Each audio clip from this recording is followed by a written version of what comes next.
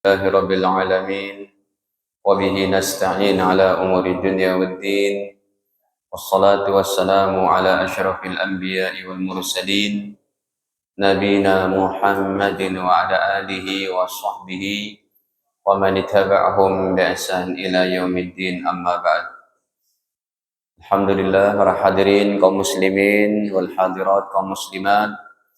Sebelumnya marilah senantiasa kita memanjatkan puji syukur hanya kepada Allah Subhanahu wa taala, karena dengan limpahan rahmatnya, nikmatnya kepada kita semua, sehingga pada kesempatan siang ini kita masih bisa melanjutkan daripada kegiatan-kegiatan kita, kewajiban-kewajiban kita, termasuk diantaranya mengkaji ilmu-ilmu agama yang wajib kita untuk mempelajari, mengamalkan, serta menyampaikan kepada yang belum mengetahui.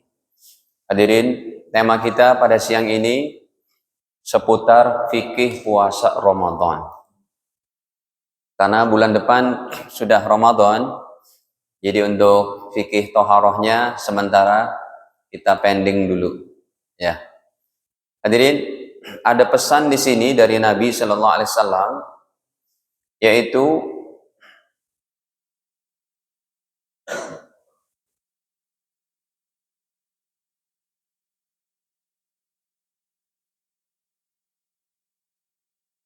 sebentar, ininya malah bahwa siapa di antara kita yang masih punya hutang puasa tahun kemarin. Ini sebagai bahasan pertamanya. Yang masih punya hutang puasa tahun kemarin, baik laki atau perempuan, wajib mengqadha. Mumpung masih ada berapa hari lagi nih? Sebulan 5 hari lagi lah.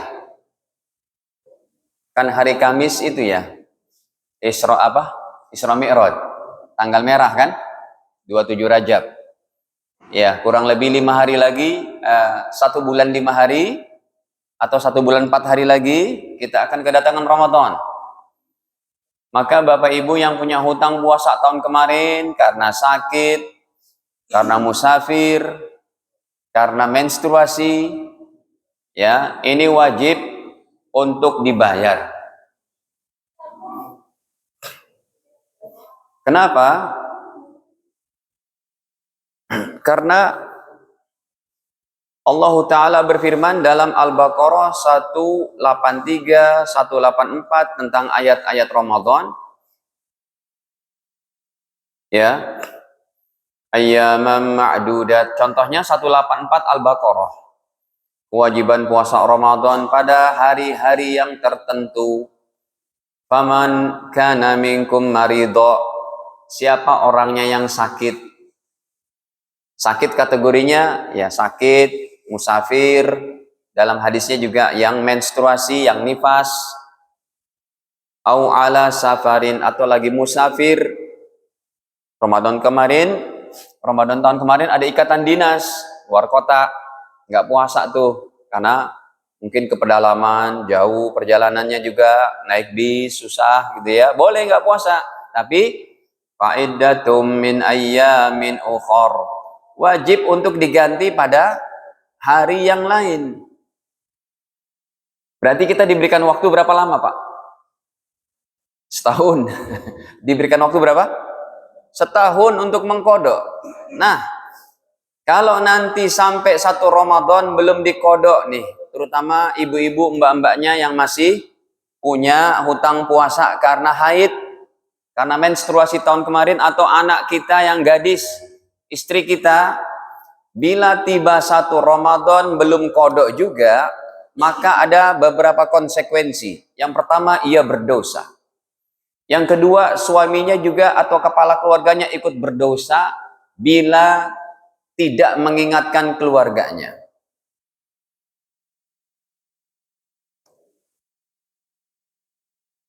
Ya, si suami juga ikut berdosa itu. Bila tidak mengingatkan istri, tidak mengingatkan kepada anak-anak gadisnya. Nah, ini kesempatan nih. Karena masalah ibadah penting. Sebab setiap kewajiban, hadirin, setiap kewajiban yang udah wajib tidak kita tunaikan itu jadi hutang kepada Allah. Nih, coba kita lihat. Termasuk sholat, puasa, zakat, haji. Orang tua kita ini orang mampu. Rumah bagus, mobil banyak. Nunda-nunda nggak berangkat haji itu. Ya, Pak, kalau Anda yang punya uangnya banyak, miliaran, nggak usah nunggu pakai yang reguler. Saya daftar aja pakai yang Bekasi itu, berangkatnya nanti tahun 2042. Lah, berapa umur kita tahun itu? Udah sepuh kali mungkin. Nah, yang uangnya miliaran, nggak usah berangkat pakai yang itu, Pak. Pakai yang 500 juta. Ya, bisa berangkat langsung, bukan pakai furoda tuh. Ada visa khusus. Ya, kita ada kerjasama tuh sama Yayasan Syekh Ali Jabir. Bisa saya kasih tahu tuh. Ya, sekarang yang megang karena Syekh Ali Jabir sudah meninggal. Yang megang adiknya itu yang biasa tampil di TV One, Syekh Muhammad Jabir. Beliau bilang, Ustadz, kalau ada yang mau jamaah antum silakan. Nggak pakai furoda. Ya, tapi hampir setengah miliar langsung berangkat. Pakai visa haji itu. Bahkan beliau orang Madinah.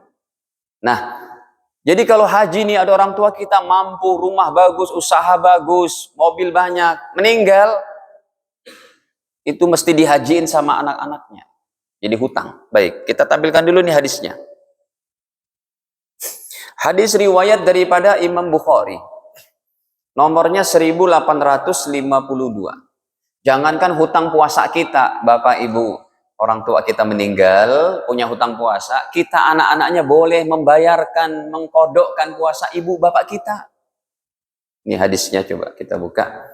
Nomornya 1852 dalam riwayat Al-Imam Bukhari rahimahullah. Ya.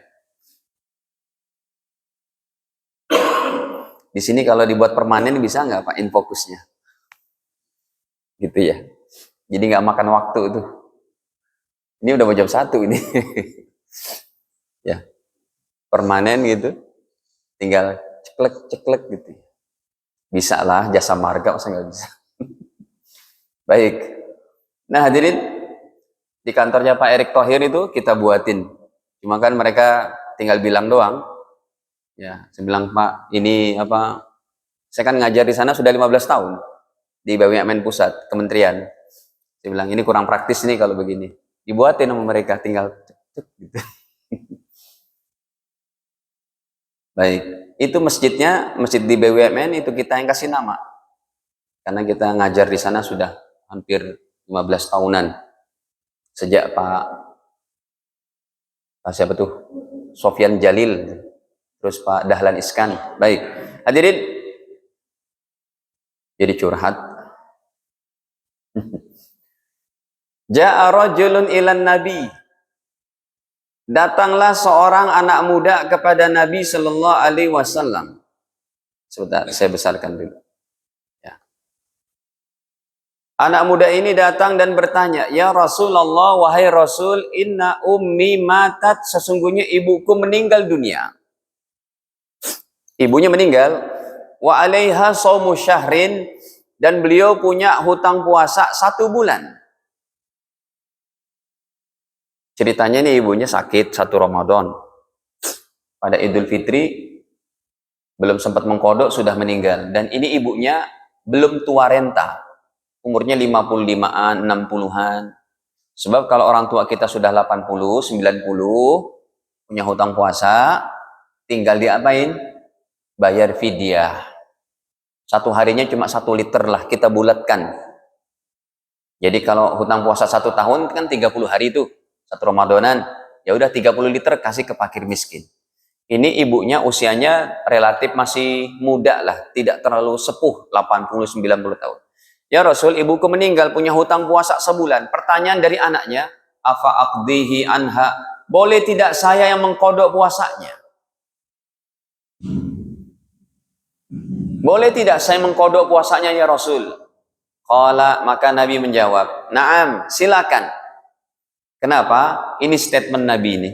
Fadainullah, karena hutang kepada Allah, ahakku lebih berhak ayuqdo untuk dikodok.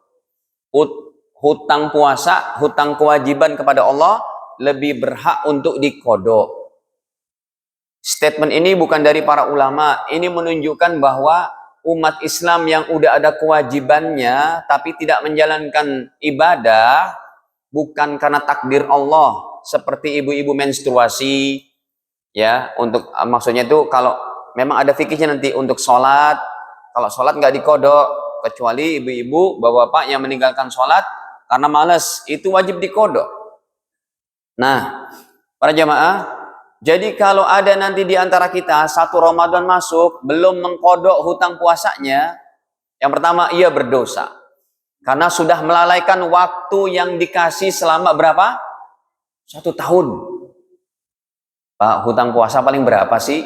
Tanya aja sama istri di rumah deh. Ingetin nanti, ya. Ibunya anak-anak udah bayar hutang puasa belum? Tahun kemarin berapa hari menstruasi? Emang ada ibu-ibu menstruasi sebulan? Nggak ada lah. Paling seminggu, 7 hari, 10 hari lah biasanya paling banyak. Utangnya wajib nih, dikodok. Jangan sampai nggak dikodok. Yang kedua, suami atau kepala keluarganya ikut berdosa bila tidak mengingatkan keluarganya.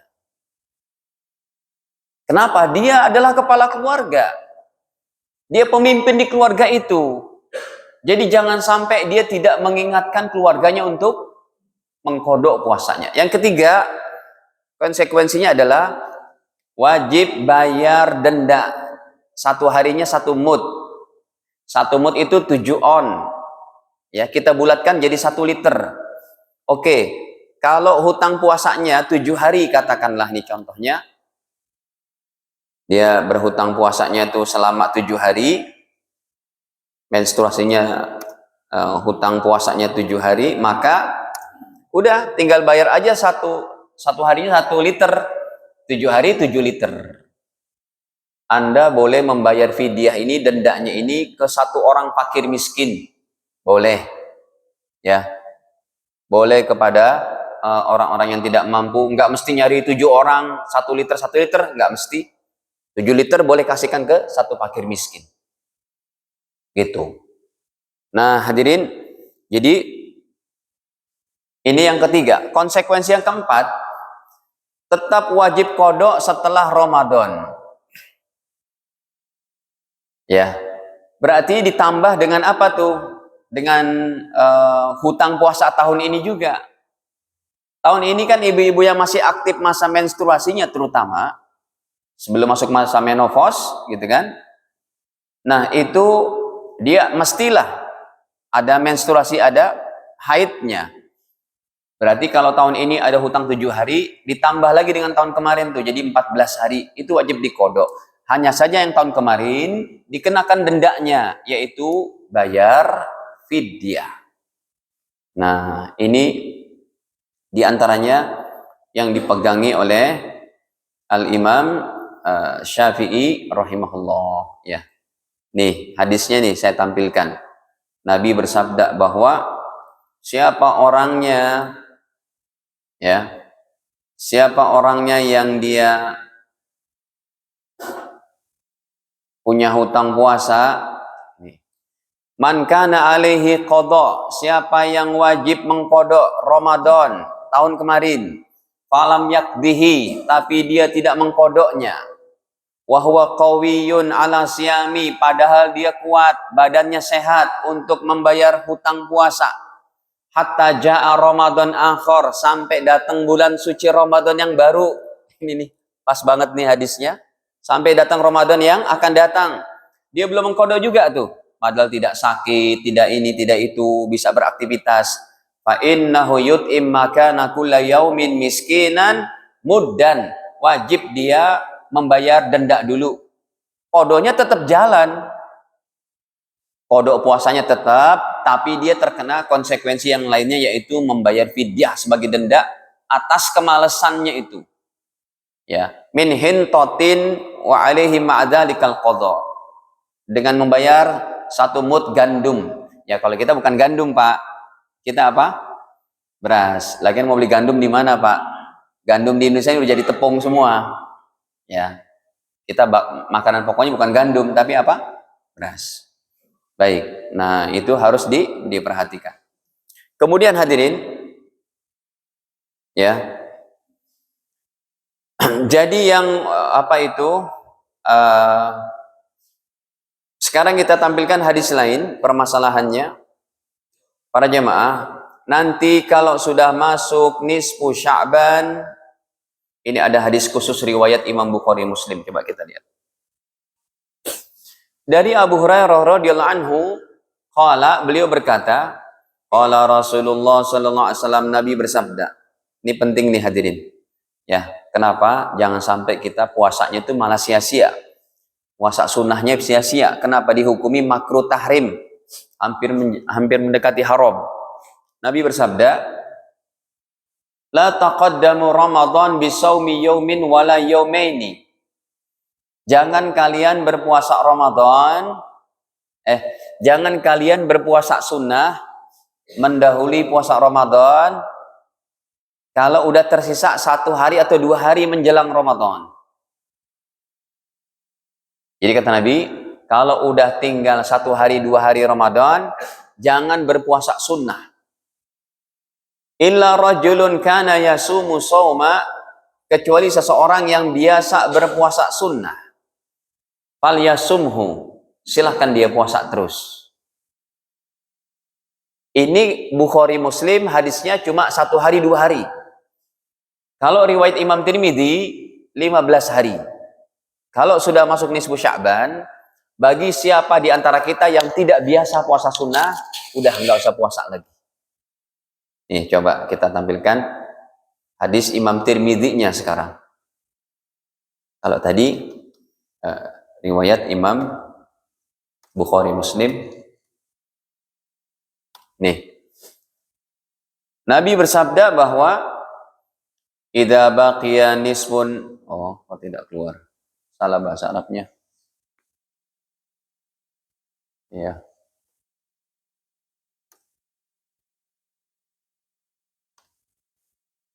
Nih. Nabi bersabda bahwa idza baqiya nisfun min Sya'ban, apabila bulan Sya'ban tersisa 15 hari, nisfu Sya'ban. Ya kan terkenal nisfu Sya'ban itu, Pak. Kalau udah tersisa nisfu Sya'ban 15 hari sebelum Ramadan, kata Rasul, fala tasumu, jangan kalian berpuasa sunnah kecuali bagi orang yang istiqomah. Ya. Nah, coba kita bahas hadis ini. Yang pertama hadirin, bagi yang tidak biasa puasa sunnah, maka makruh untuk berpuasa setelah nisfu Sya'ban. Di antara kita nih semuanya nggak ada yang puasa sunnah, nggak pernah puasa sunnah Senin, Kamis, nggak pernah puasa. Nanti 15 Sya'ban ke atas nggak usah puasa. Makruh, nggak bagus malah.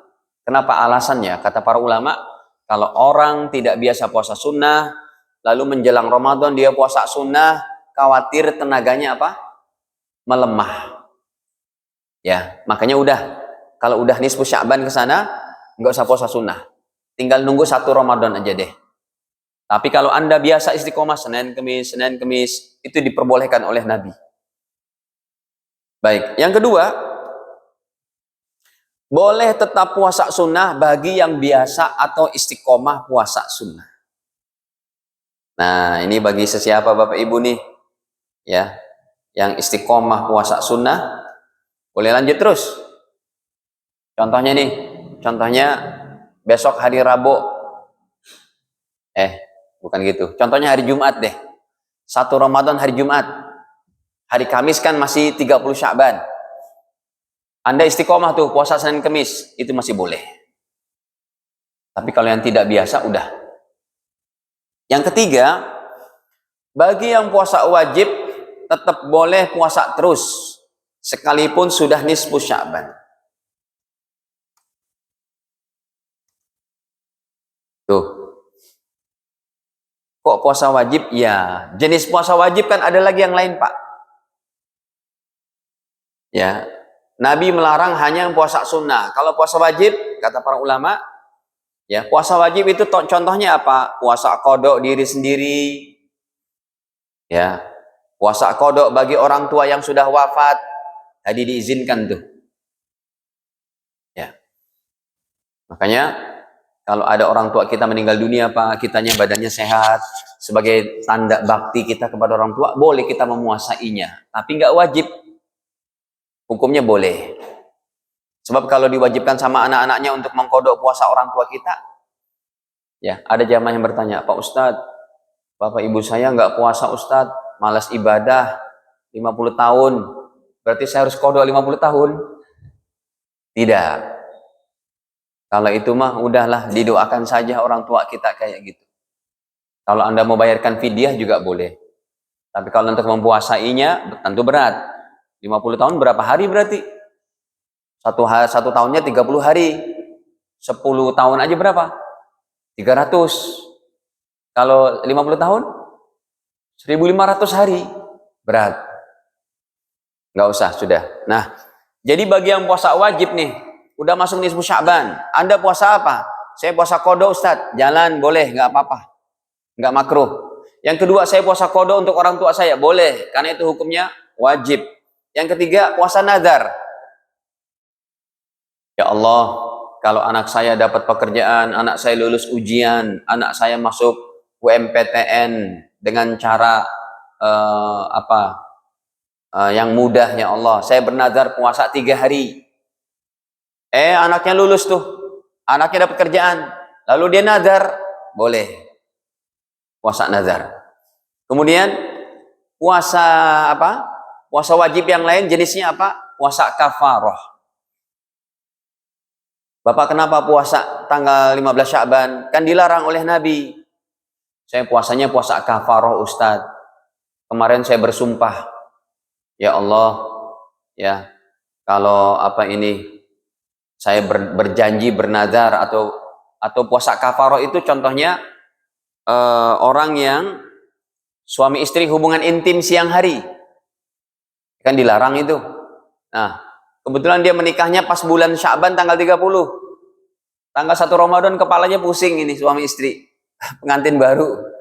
Lalu dia hubungan intim juga siang hari. Itu kan berdosa. Maka wajib bayar kafarohnya puasa 2 bulan berturut-turut. Nah, dia kerjakan tuh setelah nisfu Sya'ban. Masih boleh, karena itu puasanya terhitung wajib. Gitu. Baik. Nah, hadirin para jamaah dirahmati Allah, ini baru 2 hadis ya, baru 2 masalah. Masih banyak lagi kesananya, tapi ini sudah mau jam 1. Sudah tinggal 5 menit lagi. Waktunya kenapa cepat banget ya, Pak? Zuhurnya terlalu ini ya. Ada 5 menit lagi, siapa yang mau bertanya silakan Pak. Kami berikan waktu tanya jawab. Nanti sebelum puasa ada taklim lagi nggak? Masih ada nggak? Ada satu lagi. Oh, nanti kita kita lanjut untuk hadis-hadisnya ini. Baik, silakan hadirin, ada yang mau ditanyakan?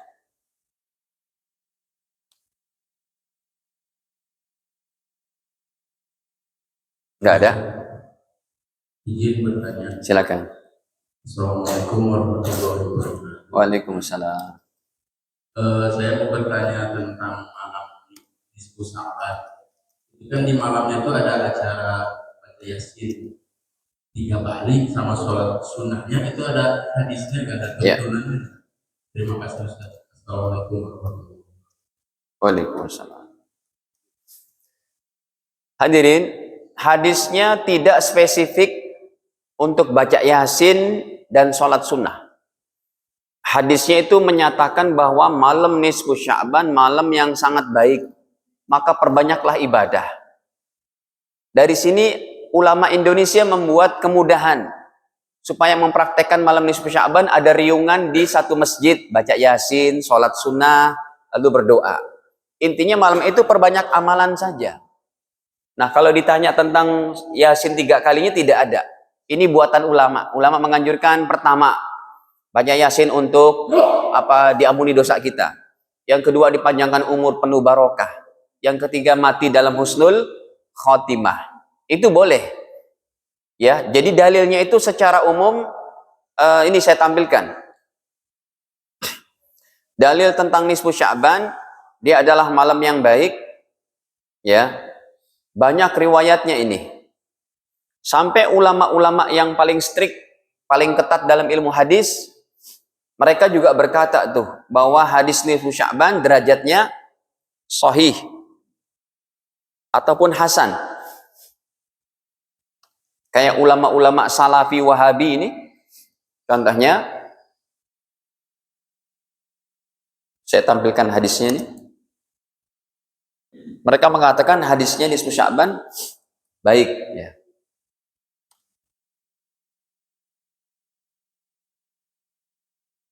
Sebentar. Musyahin.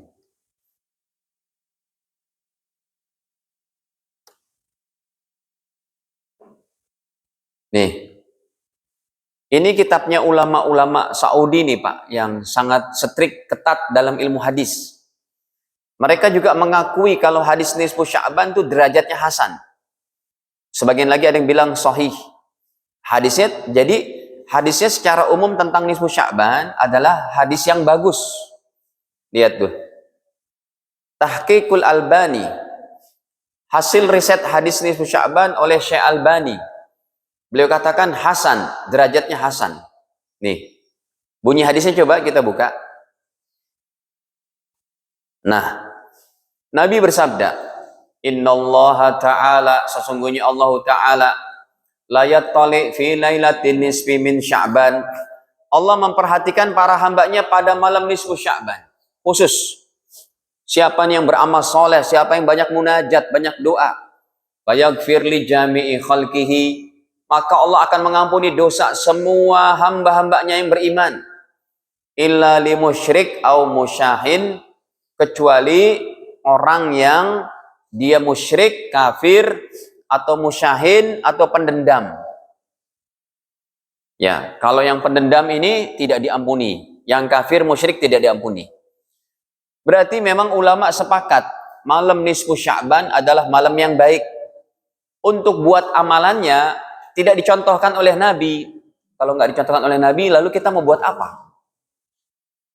Nah, makanya ulama buat ini. Silahkan mau baca Yasin. Ya, saya kalau malam nisfu Sya'ban nggak baca Yasin, tapi khatamin Quran 30 juz. Udah gitu doa.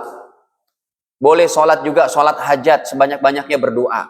Intinya malam nisfu Sya'ban, malam yang baik untuk kita beribadah kepada Allah. Bahkan Imam Syafi'i, seorang ulama salafus saleh, dalam kitab beliau nih, Imam Syafi'i kan terkenal tuh kitabnya namanya Imam Syafi'i sendiri berkata, ada 5 malam sepanjang tahun, ada 5 malam yang doa-doa kita diijabah. Ini saya buka kitabnya Imam Syafi'i ini, namanya Ya, ini kitab ulama paling fenomenal, ulama yang sangat terkenal. Kata beliau, ada 5 malam yang doa itu diijabah oleh Allah.